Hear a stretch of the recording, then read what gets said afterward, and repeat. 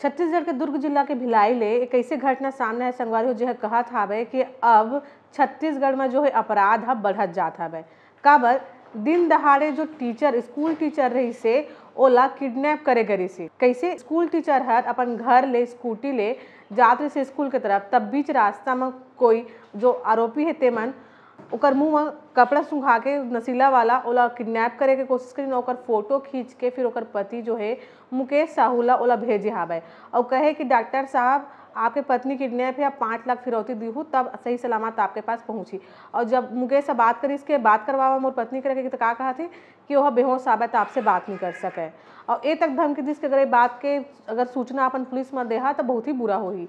और वो आपके तो छोटे लड़का टारगेट में रही से फिर आपके पत्नी लोग उठा ले हन तो आप ला फिरौती देहला पड़ी।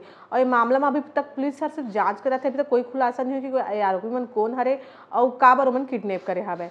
तो संगवारी देखो तो अपराध किस तरीके से बढ़त जाते, कहाँ यूपी बिहार में हम सुनन की किडनैपिंग होते, अपहरण होते, फिरौती होते। अब छत्तीसगढ़ जैसे और भिलाई जैसे जो है इस्पात नगरी में इस तरीके की खबर आना बहुत ही दुखद है और चिंताजनक विषय। एक खबर के बारे में आप में लगा कहने कमेंट से जरूर बताओ। इस नए खबर जुड़े रहो हमारे चैनल ठीक है।